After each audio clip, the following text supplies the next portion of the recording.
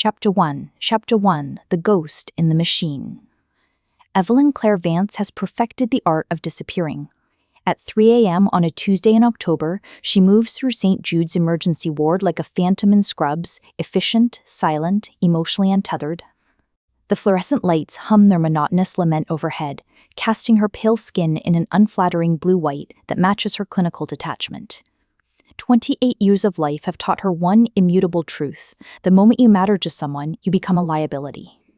Her father learned this the hard way, drowning in gambling debts that metastasized into his disappearance when Evelyn was 7.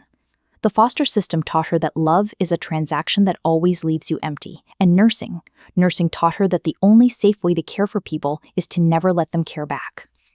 She has built her fortress on this foundation: work 3 jobs, sleep in a studio apartment on the Lower East Side that smells of must and old cooking, avoid eye contact in hallways, volunteer for the graveyard shifts that most sane people refuse. The ward is her kingdom precisely because it is a place of profound isolation disguised as collective suffering. Patients move through it like ghosts themselves, temporary occupants in a liminal space between life and death. She can heal them without knowing their names, discharge them without knowing their outcomes, exist in the gray space between professional duty and emotional vacancy. This is not a life.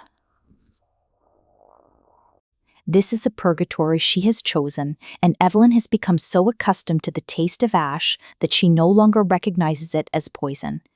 The young man's eyes lock with Evelyn's for a fraction of a second, and she feels a jolt of something she hasn't experienced in years, a connection, however fleeting, that pierces the armor of her clinical detachment. There's a weight to his gaze, a depth that belies the mortal peril of his condition. In that moment, Evelyn senses a kindred spirit, a fellow ghost in this sterile purgatory. But the moment passes as quickly as it came, and Evelyn forces herself to refocus on the task at hand. She barks out orders with the crisp efficiency that has become her trademark, her hands moving with the practiced grace of a surgeon despite the chaos swirling around her. The surgical team springs into action, working in perfect synchronization to stabilize the patient and get him into the OR. As they wheel the gurney away, Evelyn catches one last glimpse of the young man's face, so pale and still, like a marble statue. There's an aristocratic elegance to his features that belies the violence that has been done to him, and Evelyn can't shake the feeling that she's seen him before, though she knows that's impossible. With a deep, steadying breath, Evelyn turns her attention back to the chart in her hands. The 73-year-old diabetic with the gangrenous foot is still waiting, another ghost in this endless parade of suffering. Evelyn forces herself to push the image of the young man's face from her mind, to return to the familiar comfort of her clinical detachment. But as she makes her way down the sterile hallway, the faint echo of his voice, a single word, barely audible, haunts her: Evelyn. Evelyn. Evelyn sits in the fluorescent-lit staff lounge, still wearing her surgical mask around her neck like a talisman. The young man survived.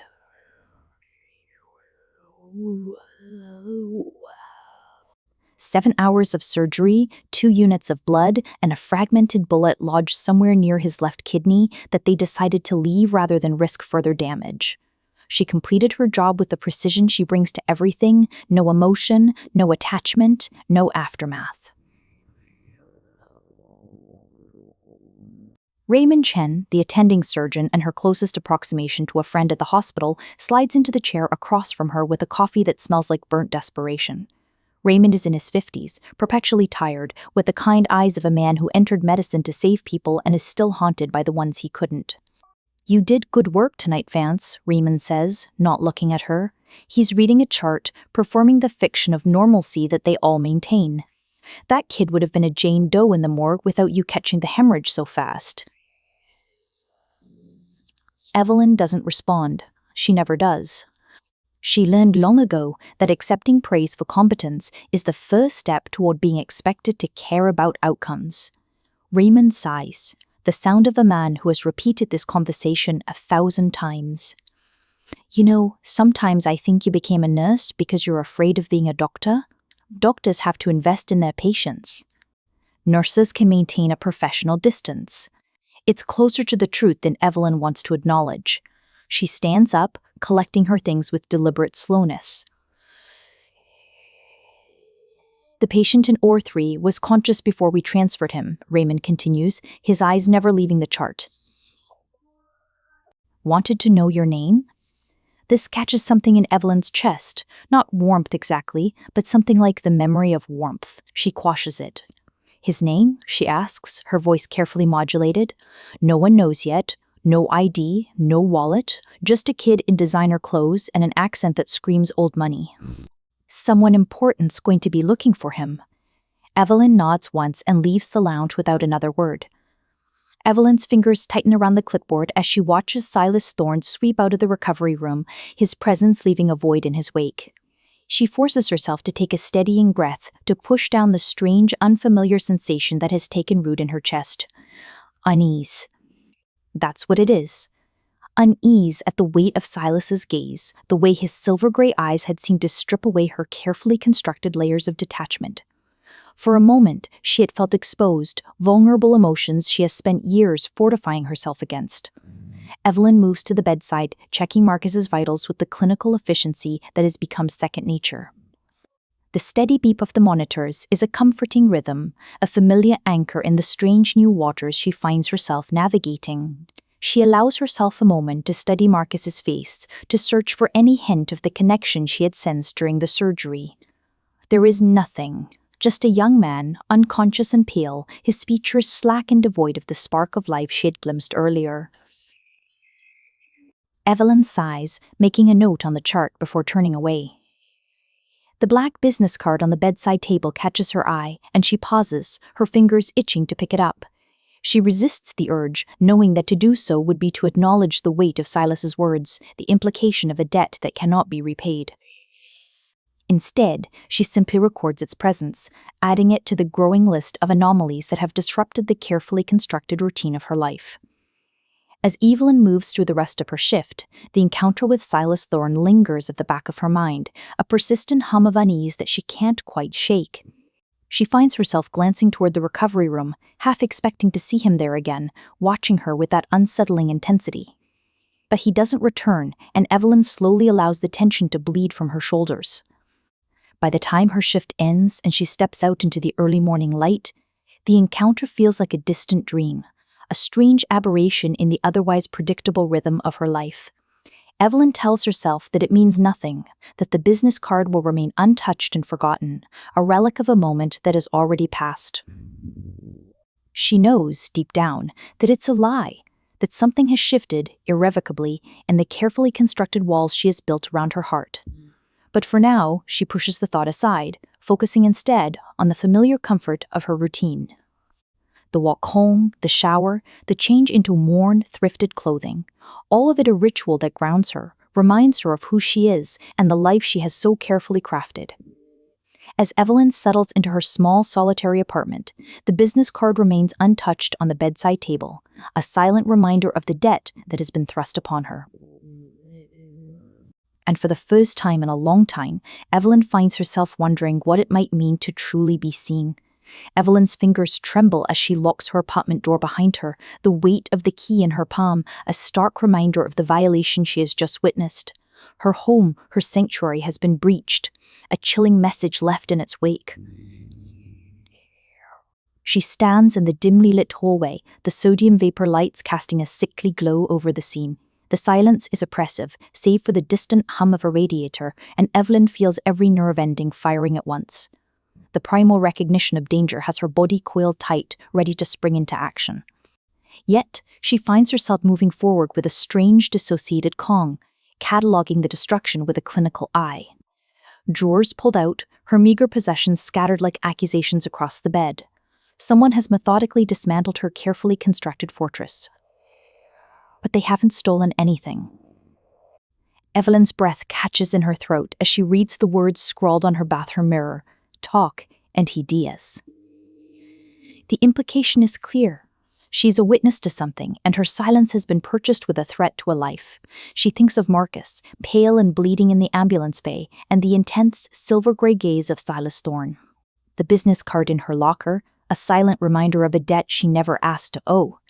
Evelyn stands in the center of her destroyed sanctuary and feels the weight of it all settle upon her shoulders. She doesn't sleep that night, instead sitting on her torn mattress, making a series of careful calculations. The message is clear. She is significant enough to threaten, and that means she is no longer safe here. Her old life, the carefully constructed fortress of solitude and emotional distance, has been breached. By dawn, Evelyn has made her decision. She picks up the business card and dials the number, her fingers steadier than she feels. A woman's voice answers on the first ring, professional, clipped, and utterly unsurprised. "This is Evelyn Vance," she says, her voice betraying none of the turmoil within. "I'd like to speak to Silas Thorne." There's a brief pause, and then the woman speaks again.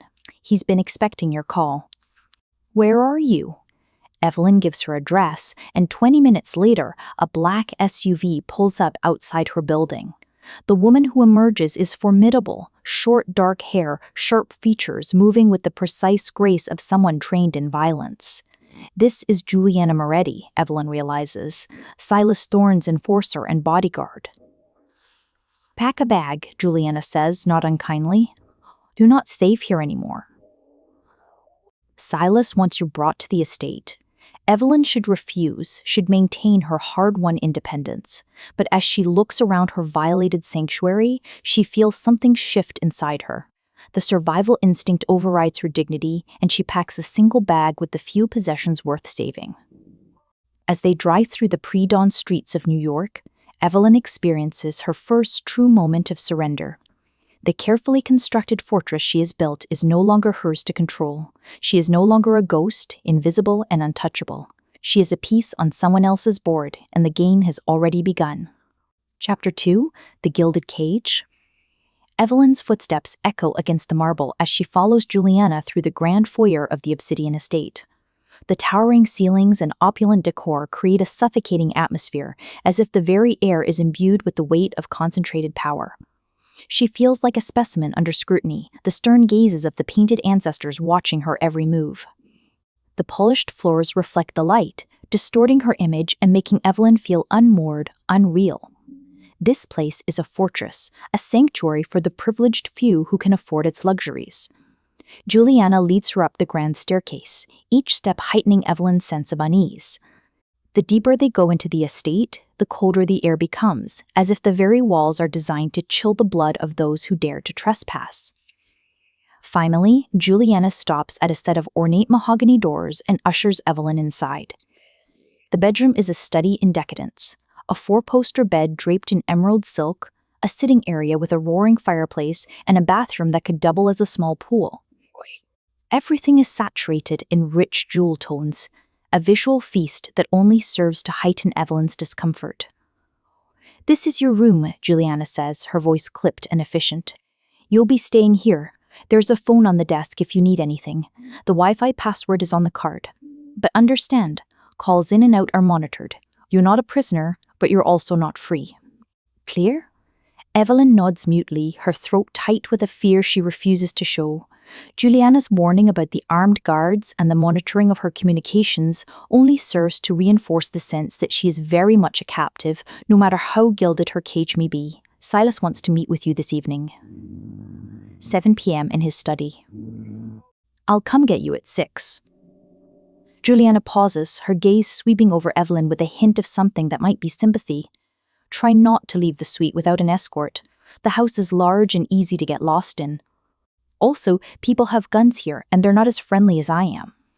After Juliana departs, Evelyn stands in the center of the opulent bedroom, feeling as if the walls are closing in around her. She moves to the window, hoping to catch a glimpse of the outside world, but the view is limited to the formal gardens and fountains of the interior courtyard. There is no sight of the city beyond the estate's fortified walls. Evelyn sinks down onto the bed, its soft, luxurious surface a stark contrast to the turmoil churning within her. She stares at the ceiling, her mind racing with 1,000 thoughts and emotions. She is a witness, a pawn in someone else's game, and the realization that her carefully constructed fortress of solitude has been breached fills her with a sense of dread. She is in the house of a predator, and the gilded cage, for all its comforts, is still a cage. Evelyn knows that she is no longer the invisible ghost in the machine, but a player in a high-stakes game where the stakes are her very life. Evelyn examines the boxes of clothing with a mixture of dread and resignation. The presumption that Silas Thorne has the right to dictate her appearance and discard her former identity fills her with a cold fury. But she knows that resistance at this stage would be futile.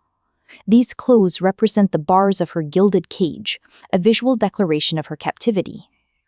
With a deep breath, Evelyn opens the boxes and begins to sort through the meticulously tailored garments. The fabrics are luxurious, the cuts flawless, a far cry from the worn scrubs and thrifted sweaters she's accustomed to. Evelyn runs her fingers over the soft silk of a blouse, acknowledging the artistry even as she resents the implicit message she is to be dressed and presented as Silas Thorne desires. The note in his precise architectural handwriting only serves to heighten her sense of violation. These are yours. Burn your old clothes if you wish. You will not need them here. The presumption, the absolute certainty that he has the right to dictate her every move is infuriating. But Evelyn knows that her only recourse is to comply, at least for now. She showers, the hot water a small act of defiance and cleansing, before changing into the tailored black trousers and silk blouse. The clothes fit her perfectly, and Evelyn has to admit that she looks like she belongs in this opulent space. But the recognition only serves to heighten her sense of unease. She has never felt more like an imposter, a ghost in a borrowed skin. When Juliana arrives at 6 p.m. to escort her to dinner, the other woman nods with something akin to approval. Better. You look less like a ghost. Evelyn's lips twist into a wry smile. I felt more like one in borrowed skin. Juliana's mouth twitches, not quite a smile but an acknowledgement of the observation.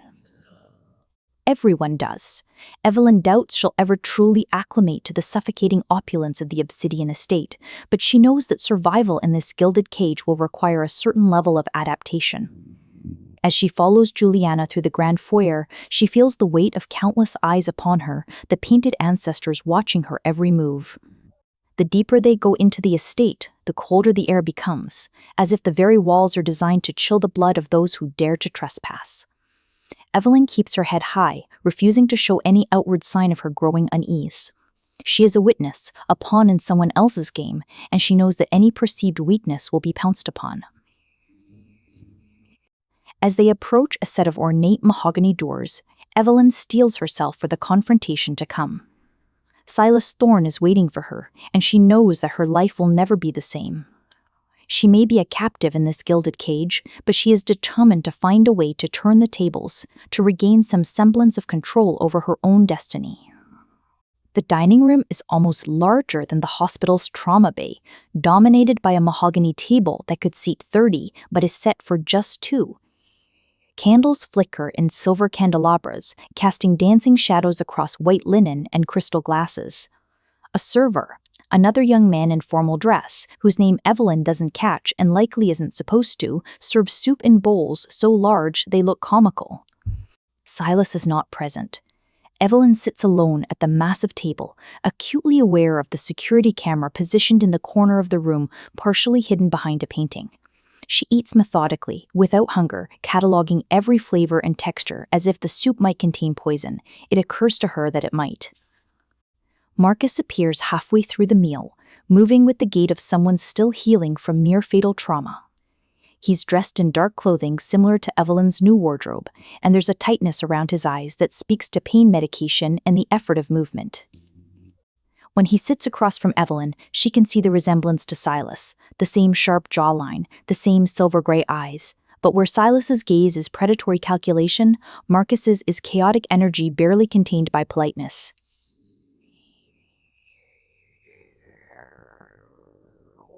So you're the angel who saved my life, Marcus says, his accent revealing itself as distinctly old money, New York, the kind of accent that comes from generations of wealth. He extends his hand across the table. Marcus Thorne, thank you for the surgery. I hear you were exceptional. His grip is warm, and there's something desperate in it, the grip of someone reaching for a life raft in dark water. It was my job, Evelyn says. No, it wasn't. You could have let me die. A lot of people did. The paramedics had basically written me off before you insisted on surgery. Marcus reaches for his wine glass with his other hand, and Evelyn notices a slight tremor. Whether from his injuries or something else, she can't determine. Silas is grateful. Silas doesn't forget gratitude or debts. It's a thing with him. So I've gathered, Evelyn replies carefully. Marcus laughs, and it's a sound like breaking glass, bright and dangerous. Oh, you have no idea. Silas has been talking about you for 10 years, literally a decade. I thought you were a ghost story, some perfect woman he'd invented to justify his whole brooding, dark aesthetic. And then the universe apparently decided to make it real, and here you are. Evelyn's entire nervous system goes on alert. What do you mean, 10 years? Marcus takes a sip of wine, and a flicker of something like guilt crosses his face. I've probably said too much. Silas is going to have me killed. He smiles, but there's genuine fear beneath it. He wants to tell you himself. Everything's supposed to be controlled and dramatic, but I'm thinking maybe you should know that you're not as random as you think, that you coming here isn't chance. That... He stops himself, pressing his lips together. Forget it. I shouldn't be talking to you without Silas present. There are protocols. What kind of protocols? Evelyn leans forward, her clinical precision warring with her rising sense of violation.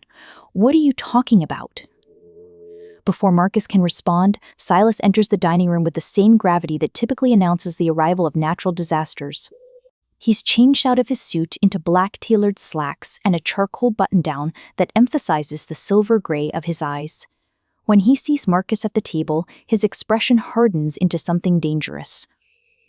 Marcus, I didn't realize you would be joining us. Silas's voice carries the quiet menace of a threat delivered as fact. Marcus stands quickly, moving away from Evelyn as if distance might mitigate his transgression. I was just welcoming her to the estate, saying thank you for... You were sharing information you have no authorization to share, Silas interrupts. He doesn't raise his voice, but something in the room seems to drop in temperature. Juliana will see you to your room. You need to rest. Silas's study is precisely what Evelyn expected. Leather, mahogany, the kind of room where men have made decisions about other people's lives for centuries. A wall of books, most of them older than Evelyn, speaks to either genuine scholarship or the affectation of it. Behind a desk carved from what looks like ebony sits a small framed photograph, the glass reflecting the firelight in a way that prevents Evelyn from seeing the image clearly. Silas gestures for Evelyn to sit in a leather armchair positioned across from his desk, creating a dynamic of interrogation rather than conversation.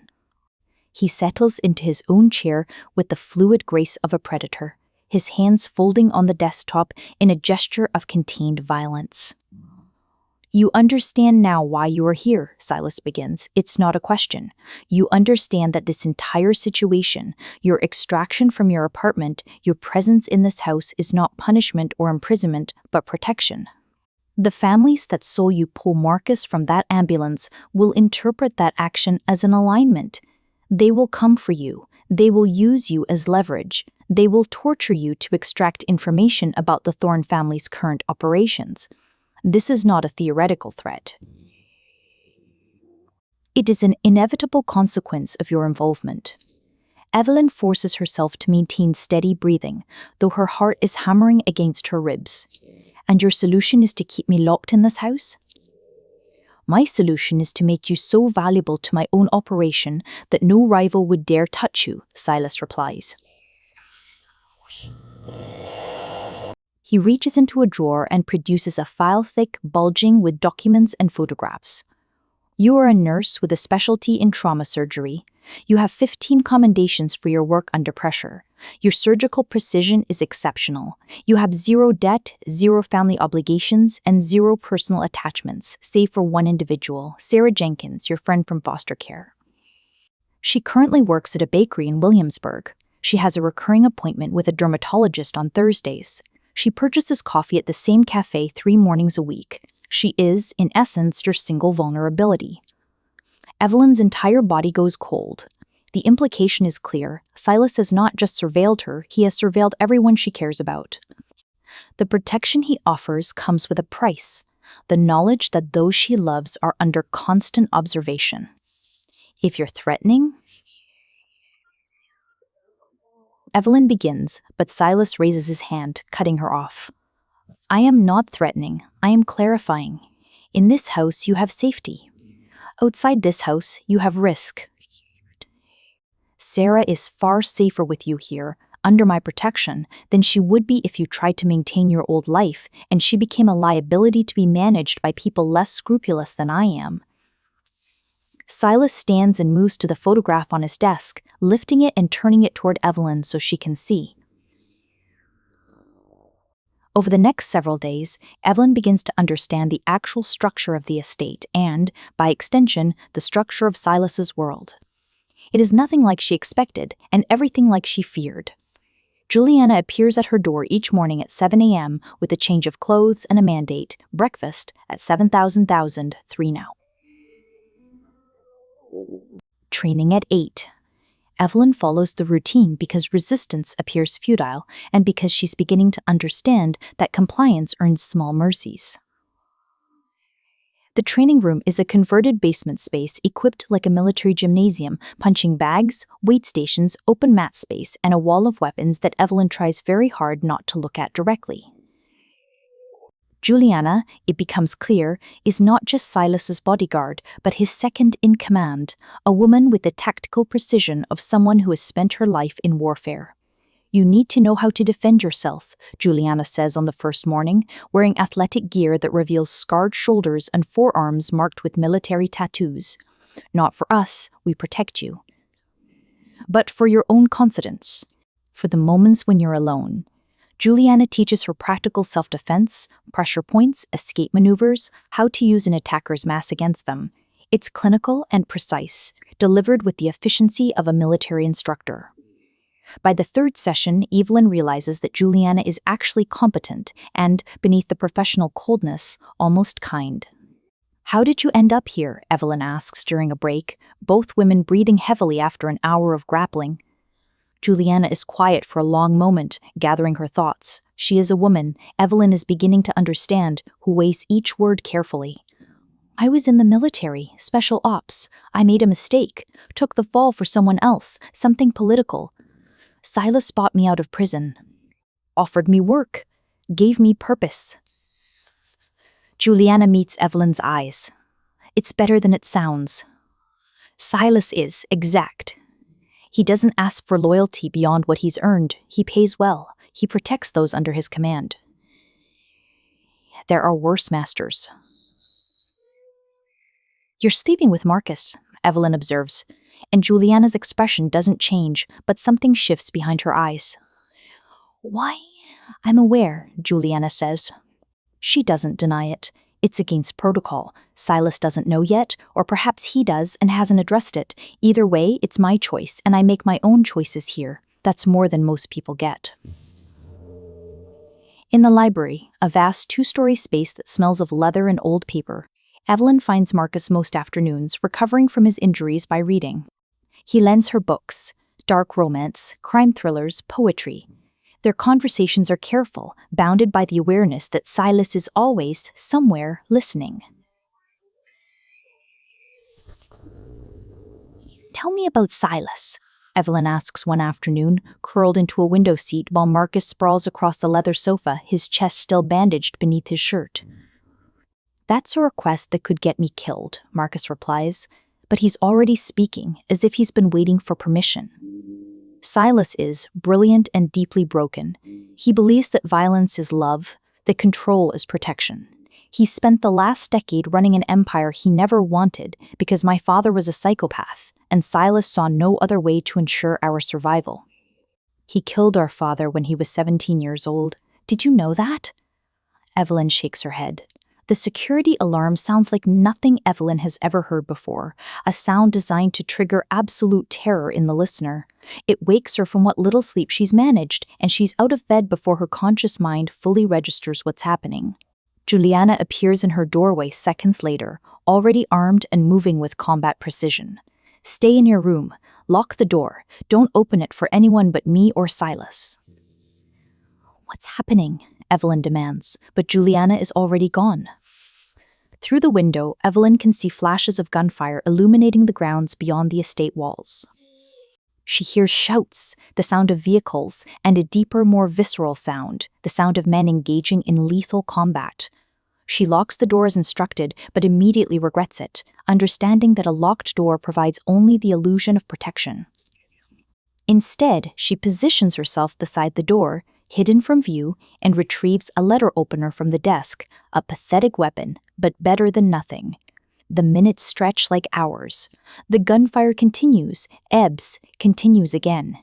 Evelyn can hear the sounds of movement in the hallway outside her room, but no one attempts to enter. She finds herself counting her breaths, a technique she uses in the hospital to maintain calm during emergencies. But tonight, it feels like she's drowning in slow motion. Finally, there's a key in her lock, and Silas enters with the kind of controlled fury that makes the air around him vibrate. He's armed, his clothing torn, and there's blood on his jacket. Whether his own or someone else's, Evelyn can't determine. Behind him, Juliana stands in the hallway, watching the corridor with professional alertness. "Are you hurt?" Silas asks, moving toward Evelyn with none of his usual measured grace. He grabs her chin, tilting her head to examine her face for injuries, and his hands are shaking, the only indication of how close this came to catastrophe. "I'm fine," Evelyn replies. "What happened?" "Victor Volkov," Silas says, releasing her and moving to the window. Outside, Evelyn can see armed personnel moving across the grounds, sweeping for remaining threats. He decided tonight was the night to take the estate. It wasn't. He's retreating, and we're going to follow up at first light to ensure that his organization is permanently discouraged from further attempts. Silas turns back to face Evelyn, and something has shifted in his expression.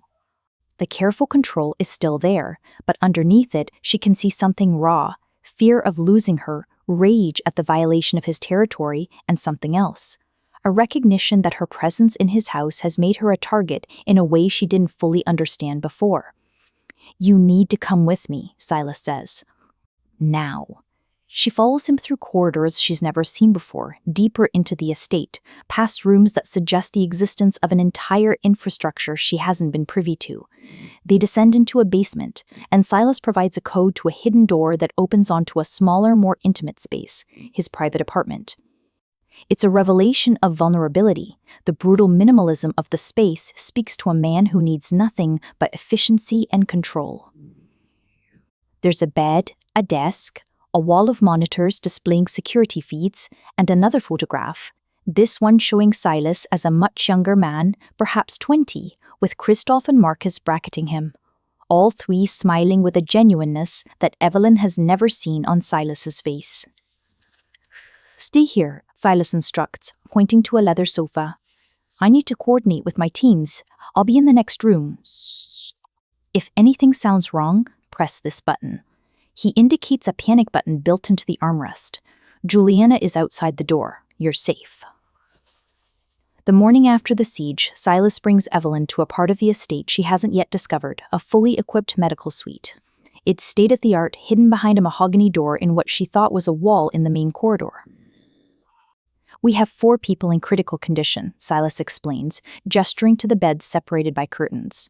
"My regular medical contact is handling 2 of them, but I need your assistance with the others. I trust your surgical precision." It's a test, Evelyn realizes, a test of her loyalty, her competence, and her willingness to operate within his world.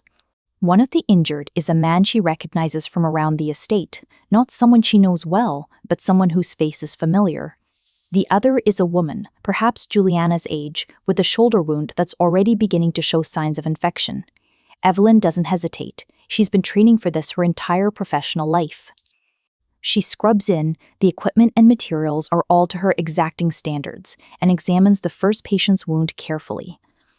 The bullet has lodged between muscle groups, and attempting to extract it without proper surgical support would likely cause more damage than leaving it.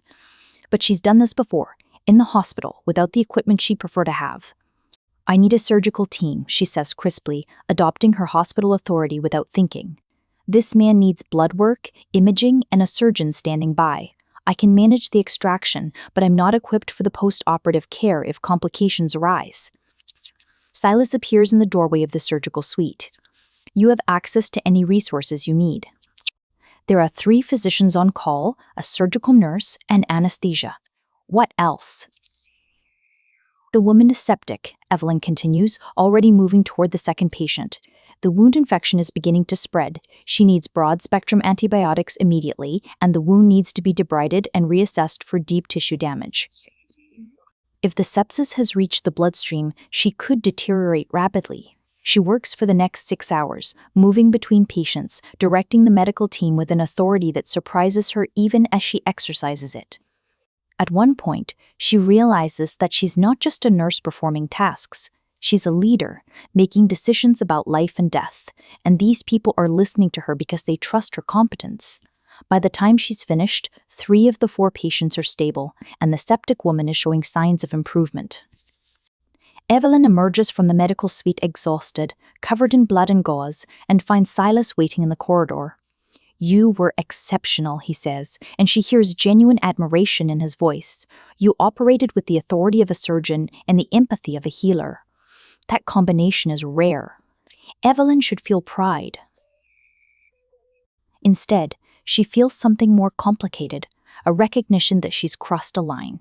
She's no longer just surviving in Silas's world. She's becoming an essential part of it. She's become complicit in his operation. What do you want from me? She asks, and her voice is quieter than she intends. If it's not just my presence or my body, what is it? I want you to become indispensable, he finally says.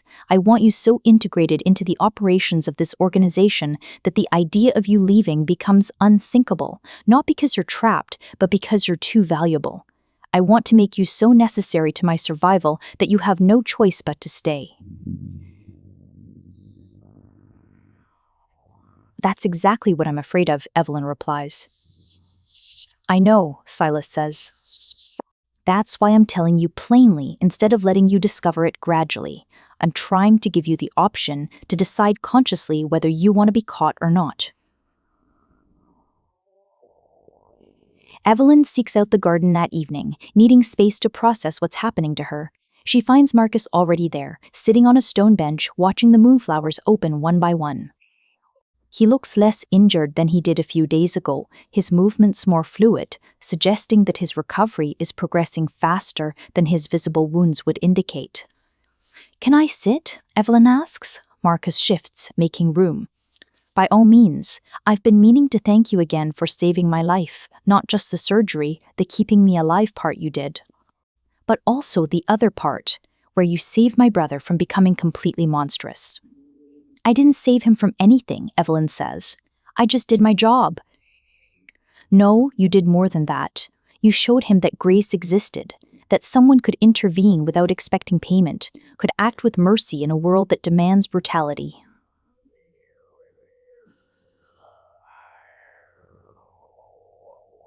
I don't know if you understand how rare that was for him. Silas has never experienced anything unconditional. His childhood was brutal. His father used him as a tool and beat him when he wasn't useful. When Silas killed him, and I mean actually killed him, tortured him for days, it was the first time he made a choice for himself rather than for survival. He told me he was protecting you, Evelyn says carefully. That too, but it was also an act of agency. Silas had been a prisoner, his entire life prisoner to his father, prisoner to the dynamics of the underworld, prisoner to the need to keep Christoph and me alive. Marcus turns to face Evelyn.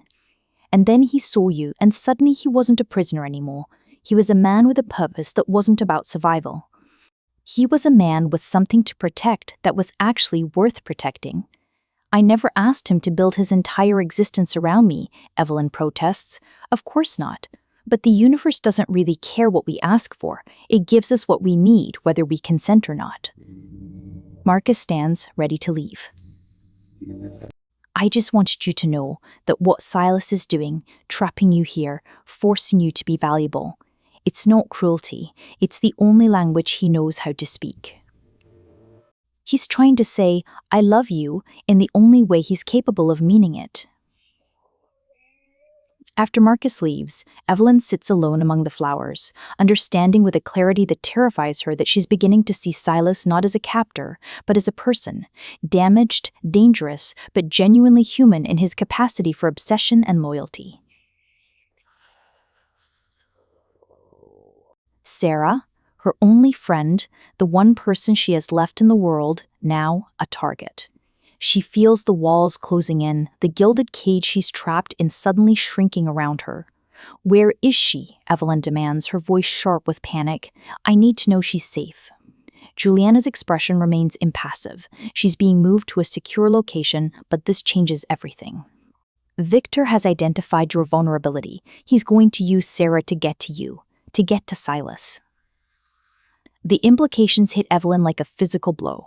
She's no longer just a prisoner, a pawn in Silas's twisted game. She's a liability, a weakness to be exploited. And Sarah, innocent Sarah, is caught in the crossfire. Victor has escalated the conflict. Your friend is now in lethal danger because of your presence in this house. We have limited options. Then I leave. I leave, Evelyn says, the words tumbling out. I pack a bag and I disappear. I'll go somewhere Victor can't find me, and Sarah will be safe because I'm not here anymore. He knows you're my leverage. He knows that if he can threaten you, he can threaten me. The only way to protect you and Sarah both is to eliminate Victor as a threat entirely, which means war. Evelyn understands with a sinking feeling that she's no longer a prisoner in the traditional sense. She's a cause, a justification for the violence that Silas was always going to commit anyway. The siege of the estate was merely the opening move in a conflict that will now consume everyone around her. How many people will die because of this, she asks, her voice barely above a whisper. As many as necessary, Silas replies, his tone unapologetic. That's the equation you need to understand. In my world, people die. They die for territory, for respect, for revenge.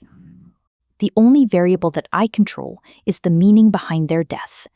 Right now, they'll die for you, for your safety and your friends. That's infinitely better than them dying for nothing. Evelyn feels the weight of those words, the cold, hard truth of Silas's world. She's no longer an observer, a ghost in the machine. She's a catalyst, a spark that has ignited a war she never wanted. And the casualties will be on her conscience, whether she likes it or not. Silas's war room is a hive of activity, a nexus of tactical precision and ruthless calculation. Evelyn stands on the periphery, watching the intricate dance unfold before her. The space is filled with maps, surveillance feeds, and armed operatives, the air thick with cigarette smoke and the weight of impending violence. Marcus coordinates the ground forces, his movements sharp and efficient. Juliana leads the tactical teams, her expression a mask of cold determination. An older man named Gerard, with the bearing of a career soldier and a Russian accent that mirrors Victor's, manages the supply and logistics. A woman named Reina handles the intelligence and surveillance, her eyes scanning the data feeds with a keen intensity. These are not street thugs or casual criminals, Evelyn realizes. These are professionals, war-gamed against Victor's organization for weeks, if not months. They move with the precision of a well-oiled machine, each cog fitting seamlessly into the larger mechanism. On the second day of coordination, Silas presents his strategy to his inner council.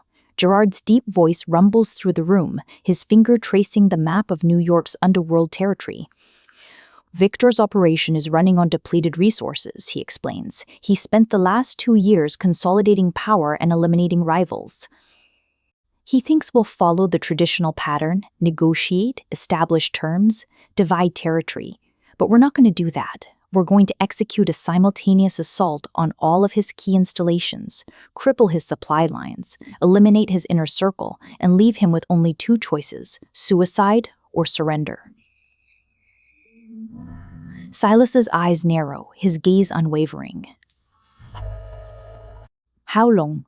3 weeks, Gerard replies. We need 3 weeks to position assets, coordinate with local authorities, and ensure that law enforcement doesn't interfere. After that, we can move." Evelyn listens, her heart pounding, as she realizes that Silas has already won. Victor never had a chance.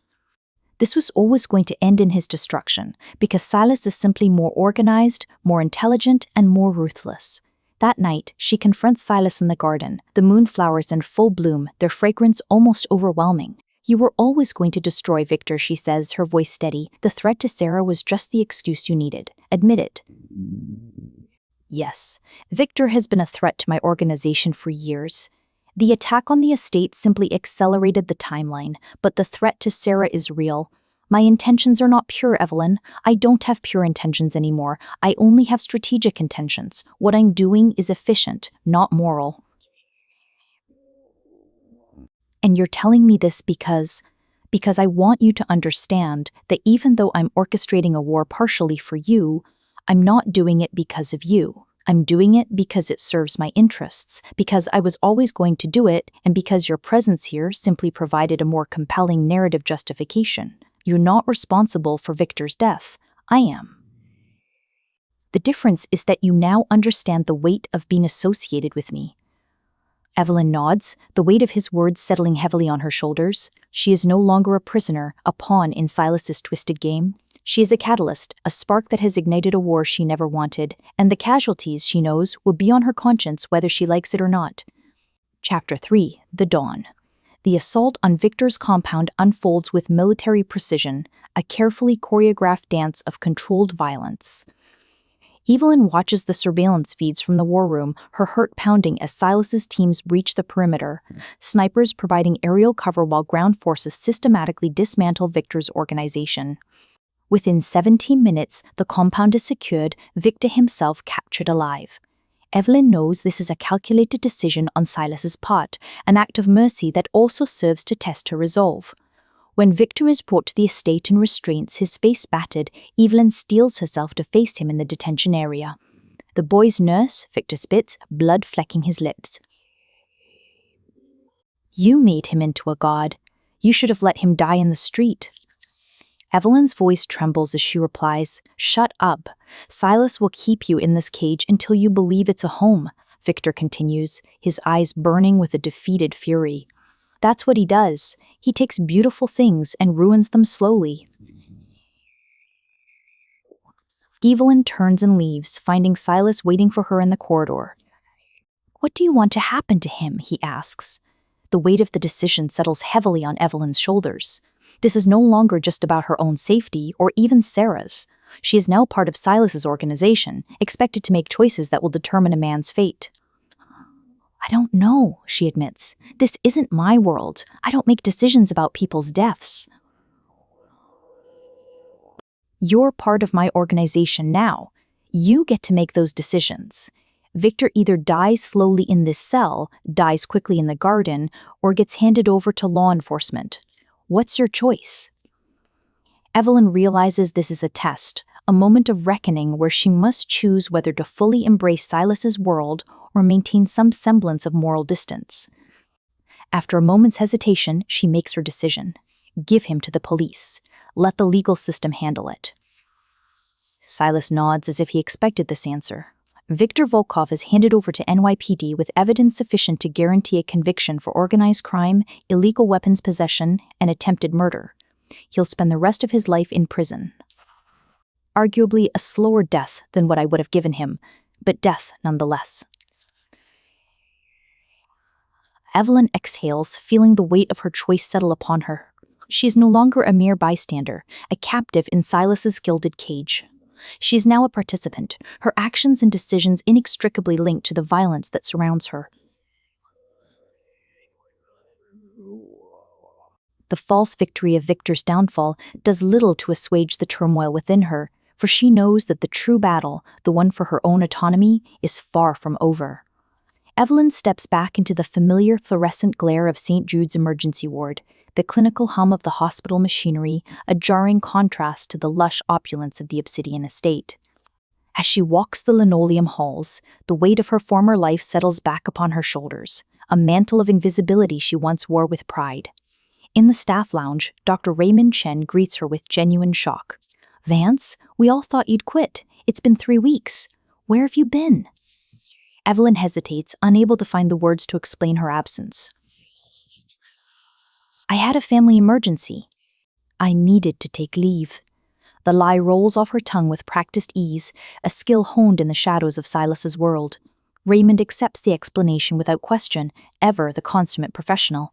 He offers her a shift that evening, and Evelyn accepts, needing to reckon with the life she once cherished. As she moves through the familiar rhythms of her work, Evelyn is struck by a profound sense of vertigo. The patients, the procedures, the endless cycle of healing and discharge. It all feels hollow, devoid of the weight of significance she's come to crave. In Silas's domain, her presence mattered, her decisions had consequences. Here, she is merely a cog in an indifferent machine, performing tasks without meaning. During her break, Evelyn sits in her car and calls Sarah, her oldest and dearest friend. The moment Sarah's voice reaches her, a tidal wave of guilt washes over Evelyn. "Sarah, it's me," she says, her voice laced with unspoken apologies. Sarah's response is a torrent of worry and relief. "Oh my God, Evelyn. Where have you been? I've been trying to reach you for days.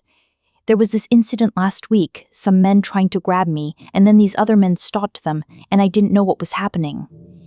Evelyn's heart sinks. "I know, I'm sorry. I can't explain all of it, but I wanted to make sure you were okay."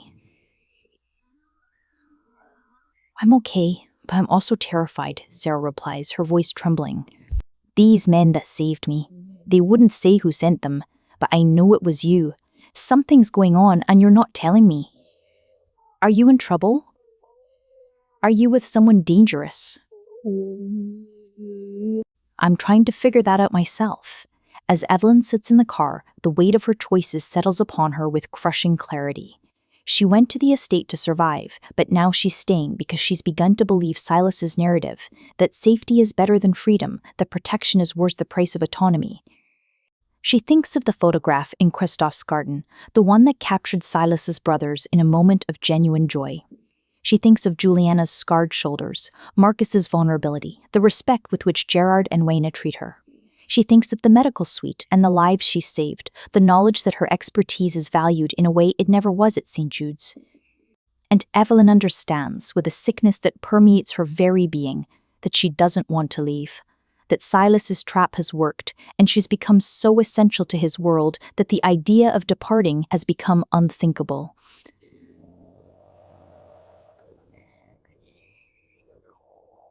Silas is waiting for her in the garden, among the moonflowers, as if he's known she would come back. "I came back," Evelyn says, her voice tinged with resignation. "I know," Silas replies, his eyes reflecting a quiet triumph.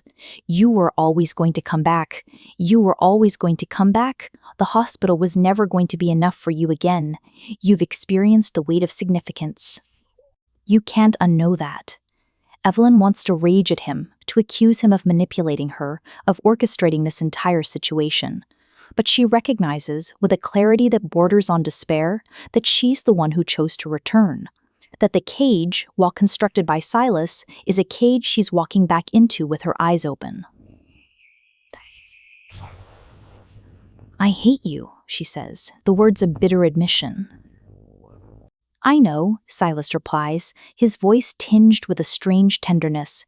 "But you hate the idea of leaving more. That's enough for now." The first light of dawn filters through the glass walls of the conservatory, casting a warm glow over the night-blooming flowers as they begin to close their petals. Evelyn stands facing Silas, her expression a mix of resolve and trepidation.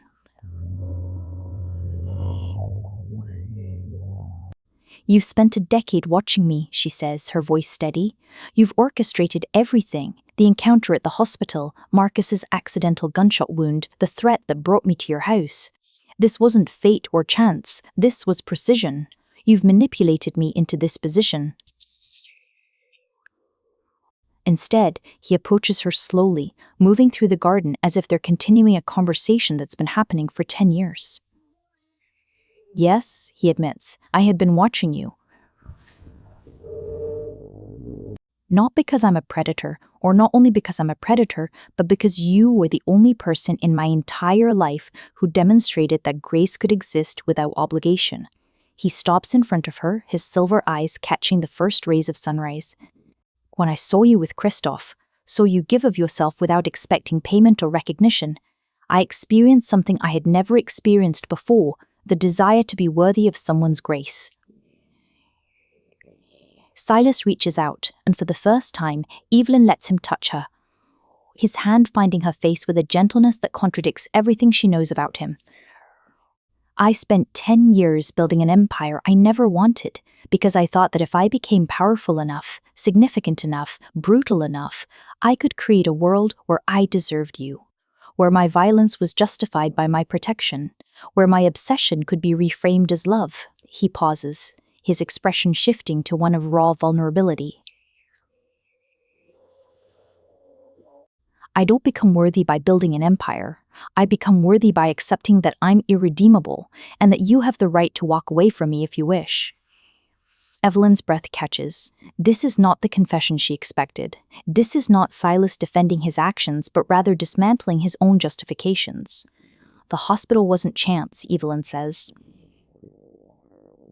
I need you to tell me why Marcus was really shot. Marcus was shot because he got involved in territory he shouldn't have, Silas replies. It had nothing to do with you. I didn't arrange it. I didn't even know about it until the paramedics brought him to your hospital.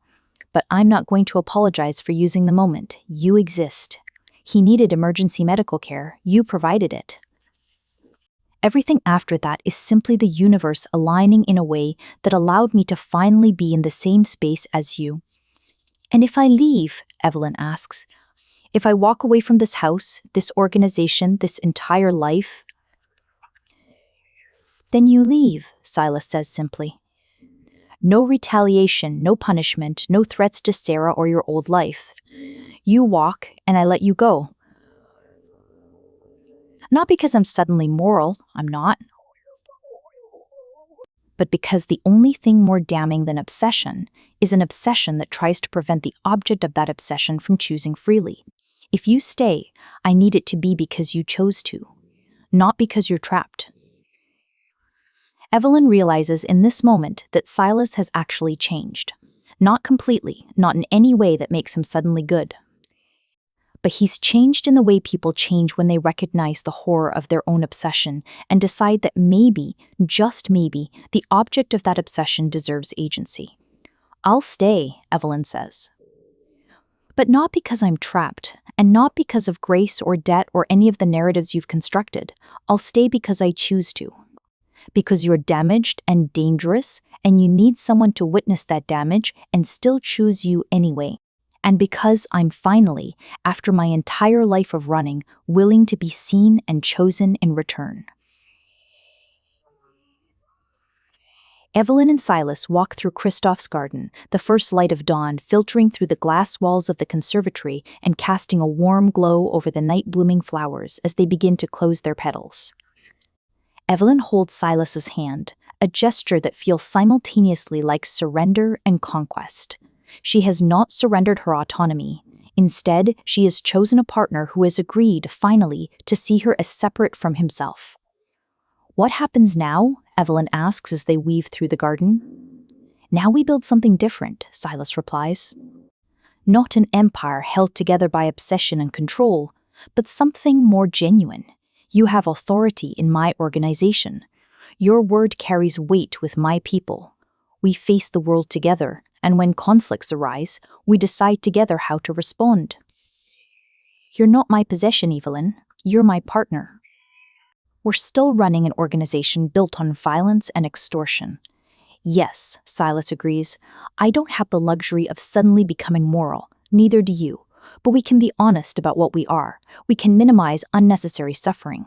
We can choose our violence with precision rather than impulse. That's not redemption, but it's better than most people manage. They reach the junction where the garden meets the glass conservatory, and they stand together, looking out at the New York skyline in the distance. The city is waking up, people returning to their ordinary lives, unaware of the negotiations that have just restructured the underworld they move through. I've spent my entire life trying not to need anyone, Evelyn says, thinking that independence was the only way to stay alive. But I was wrong. I wasn't staying alive, I was just slowly dying in a way that didn't make any noise. And now? Silas asks. Now I'm alive, Evelyn replies. It's terrifying and dangerous and nothing I would have chosen for myself a year ago, but it's real. You're real. This is real. Silas pulls her close, and they stand together in the semi-transparent space between the garden and the world beyond, existing in a place that belongs to neither, but contains both. The future is uncertain, dangerous, and potentially devastating. But it's a future that Evelyn has chosen, with her eyes open, with full knowledge of the cost. She thinks about her father's disappearance, about the foster system, about the years of nursing school and night shifts, and the belief that isolation was safety. She thinks about how she spent 28 years running from human connection and how it took a monster to finally make her understand that the real danger was not being loved, but being loved by someone who was honest about the monstrosity contained within them. I have one condition, Evelyn says. If you ever try to control me again, if you ever try to make decisions for me under the guise of protection, I leave. And this time, I take Sarah and I disappear. We clear? Crystal clear, Silas agrees.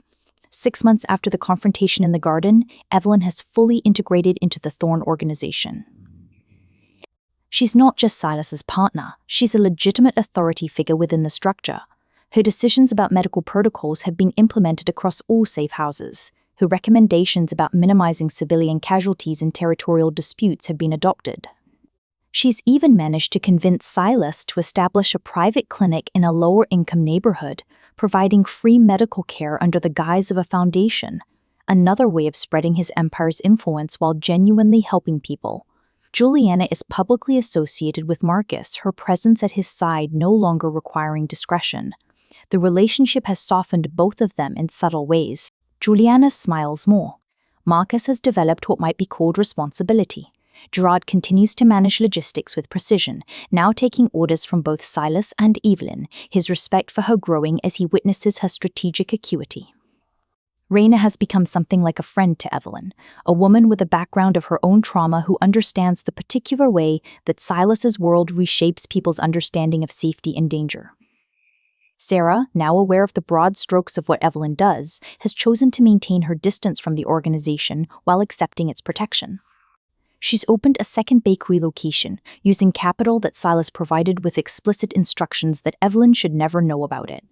Christoph's garden continues to be tended, and Evelyn has begun to spend time there, not just with Silas but alone, sitting among the flowers that the dead boy cultivated, understanding that she's become, in some way, a caretaker of Silas's grief.